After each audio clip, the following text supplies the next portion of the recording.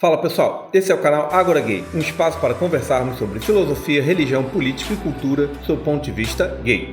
Eu sou Felipe Dias e o tema de hoje é: a Bíblia realmente diz que a homossexualidade é contra a natureza? Bora conversar sobre isso? Uma das passagens bíblicas mais famosas que condena a homossexualidade é um trecho de uma carta de Paulo aos Romanos, onde ele diz que este tipo de atitude seria antinatural. Mas será que a Bíblia diz isso mesmo? E, em dizendo, será que esse comportamento realmente é antinatural? Neste vídeo, quero pegar este trecho e fazer com vocês uma viagem à história do pensamento. Acho que vocês podem se surpreender com as coisas que estão ocultas por detrás dessa passagem. Vem comigo! Para começarmos este debate, vamos ler juntos o trecho de Romanos 1:27, retirado a partir da versão da Bíblia de Jerusalém. Abre aspas. Por isso, Deus os entregou a paixões aviltantes. Suas mulheres mudaram as relações naturais por relações contra a natureza. Igualmente, os homens, deixando a relação natural com a mulher, arderam em desejo uns para com os outros, praticando torpezas, homens com homens e recebendo em si mesmos a paga de sua aberração. Fecha aspas.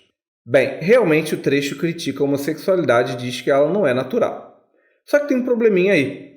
Na natureza, há dezenas de animais que têm relações homossexuais. Entre os pinguins, casais do mesmo sexo até criam juntos filhotes adotados, o que mostra que na natureza, casais homoafetivos estão dispostos a acolher aqueles filhos que pais heterossexuais abandonaram ou não puderam criar, mostrando até uma missão bem nobre.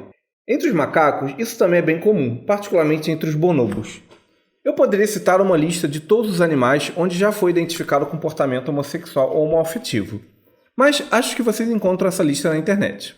Ora, mas então, o que isso significa? Que a Bíblia está errada?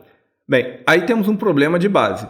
Se você entende que este livro é a palavra de Deus, em sendo Deus perfeito e de tudo sabendo, quando você vê um descompasso entre o que está escrito e a realidade, realmente fica complicado. Alguém tem que estar errado, ou a natureza ou a Bíblia.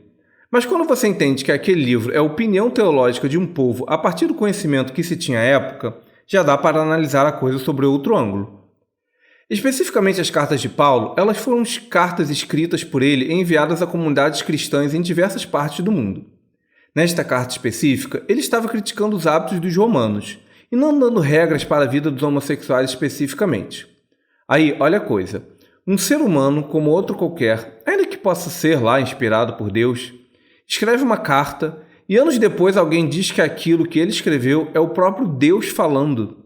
Será mesmo que Paulo tinha noção de estar escrevendo uma carta que anos depois seria interpretada assim? Bem, se você é gay e religioso e se preocupa com este trecho específico, a única coisa que eu posso fazer para te ajudar é que você entenda que a homossexualidade simplesmente existe em várias espécies de animais.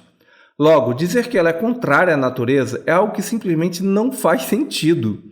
A verdade é que Paulo simplesmente não sabia tudo, porque ele não era cientista e nem Deus. Ele era um homem de seu tempo com as limitações de conhecimento que um ser humano tinha. Isso não significa que devemos jogar todas as ideias de Paulo fora, pelo contrário. Ele escreveu coisas bem legais, mas certas coisas devem ser lidas ao lumen de seu tempo.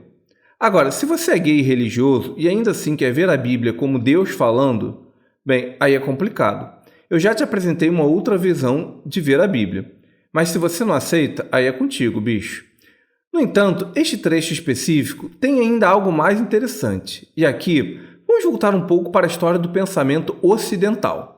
Eu não sei o que vocês sabem, mas isso que vocês chamam de Bíblia, de um ponto de vista da história das ideias, é o encontro entre as culturas hebraica e grega e romana. Há um jornalista português chamado João Carlos Espada, um defensor da tradição ocidental de pensamento, que diz que o cristianismo é basicamente o encontro entre Jerusalém, Grécia e Roma. Não vamos nos aprofundar nos detalhes desta discussão, porque isso daria um podcast de umas 10 horas.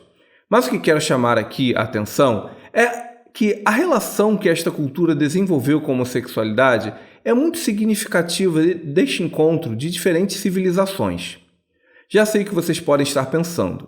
Grécia e Roma aceitavam sexo gay, mas aí veio Jerusalém e destruiu tudo, fim de papo. Bem, não é sobre isso. A análise aqui é um pouco mais refinada e culta. De um ponto de vista intelectual, o Antigo Testamento fala basicamente da relação do homem com Deus. Embora muita gente ache que todos os livros do Antigo Testamento falem da mesma coisa, isso não é verdade. Ali, ora Deus é chamado de El ou Elohim, ora de Yahvé, tudo uma confusão só. Quem quiser saber mais sobre isso, consulte o canal Tenda do Necromante, feito por um especialista em Bíblia e cujo link eu vou deixar na descrição. Mas a questão é que no Antigo Testamento, o tal do Yahvé era um Deus no meio de vários outros. Ou seja, a mente daquelas pessoas era essencialmente politeísta. Mas elas eram monólatras, ou seja, no meio de vários deuses, elas cultuavam só um, que consideravam mais poderoso. Outro sim, aquilo que aquelas pessoas chamam de Deus era um Deus étnico, uma propriedade do povo hebreu. Isso significa que ele não tinha esse caráter universal. Ele só vai se tornar esse Deus universal bem aos poucos, conforme outros livros bíblicos foram sendo escritos, em especial o livro de Isaías. E a partir daí, com outros pensadores cristãos que vão desenvolvendo melhor essa ideia.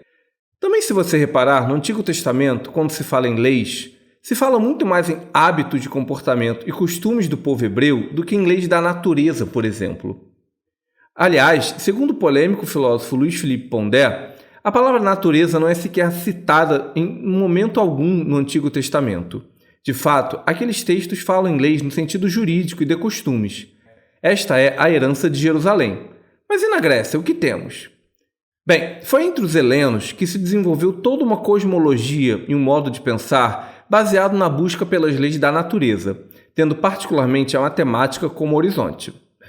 A ideia aí é que por detrás de tudo que existe haveria uma espécie de inteligência cósmica chamada ora de nous, ora de logos, a depender do pensador em questão. A ideia aí era que toda a realidade era encadeada por meio de leis naturais criadas por uma força transcendente. Bem, eu não sei se vocês repararam, mas isso que a gente chama de Deus no Ocidente é uma ideia que surgiu a partir do encontro do Yahvé único dos hebreus com o Logos dos gregos. Isso porque as pessoas que escreveram os livros do Novo Testamento, muitas delas eram judeus helenizados, ou seja, estavam em contato com a cultura grega. Jesus viveu entre os romanos, que também foram intelectual e culturalmente colonizados por certas ideias gregas. Agora voltemos para o Paulo de Tarso. Quando este autor bíblico diz que os homens se voltaram contra o uso natural dos seus corpos, essa frase é muito interessante. Isso porque ele pega leis jurídicas que eram costumes de judeus e dá a elas uma roupagem grega, usando o conceito de natureza. Bem, até aqui eu não sei o que vocês pensam, mas eu acho fascinante ver como os homossexuais se inserem no encontro civilizacional que mudou a história da humanidade. Só que, felizmente, Paulo estava errado. A homossexualidade não é contrária à natureza. A natureza em si mesma é diversa e plural, e os corpos podem ter muitos usos. Aliás, deveríamos até perguntar por que foi a própria natureza que fez a próstata como um elemento de prazer para muitos homens, heterossexuais inclusive. Ou ainda deveríamos nos perguntar por que a natureza fez com que tantos homens se excitassem e ejaculassem de várias formas que não na vagina. Ora, se a natureza é aquilo que existe em nosso corpo, não tem como ela ser errada. Quer dizer, isso se ela tiver sido criada por um Deus perfeito e onipotente. O problema é que a vinculação do conceito de natureza com a ideia de um Deus perfeito e onisciente cria muitos problemas, mas não vamos falar disso agora. Neste vídeo, eu só quis apresentar a vocês a origem da ideia de que a homossexualidade seria antinatural. Ela nada mais é do que uma leitura grega de uma legislação comportamental dos hebreus a partir do Antigo Testamento. Isso existe por aí até hoje. Quem nunca viu, por exemplo, um meme que mostra duas tomadas que não se encaixam, sugerindo que a homossexualidade não é natural? Ainda dizem que não é homofobia, é natureza. Esse meme é um eco de um encontro intelectual que aconteceu há séculos atrás entre os gregos e judeus. O problema é que se esqueceram de avisar a própria natureza sobre o quão errada ela está. Por fim, a homossexualidade não é antinatural, e nesse aspecto, as ideias de Paulo estão simplesmente equivocadas. Isso porque ele era um ser humano, ainda que se considere que algumas de suas ideias possam lá ter sido inspiradas por uma força transcendente. O que está escrito na Carta aos Romanos é uma leitura grega de hábitos e costumes judaicos. A própria noção que temos de Deus é o resultado disso. Isso significa que Deus é uma ideia que foi sendo construída ao longo dos anos e pode ser repensada e elaborada, assim como foi há séculos atrás. E vocês, o que pensam sobre isso? Este foi um programa do canal Agora Gay. Se você gostou deste vídeo, deixe seu like, se inscreva no canal e compartilhe com quem você acha que essa discussão possa interessar. Naturalmente, ele é só um recorte de um tema complexo. Mesmo que você não concorde com tudo, meu objetivo é iniciar um diálogo para que ele seja aprofundado por outros pontos de vista. Deixe nos comentários o que você pensa sobre essa discussão, suas sugestões e críticas construtivas. Mas se você quiser xingar e ofender, nem precisa perder seu tempo. O Agora Gay é um espaço dedicado à conversa e aos argumentos, e não às ofensas. Até a próxima, pessoal. Valeu!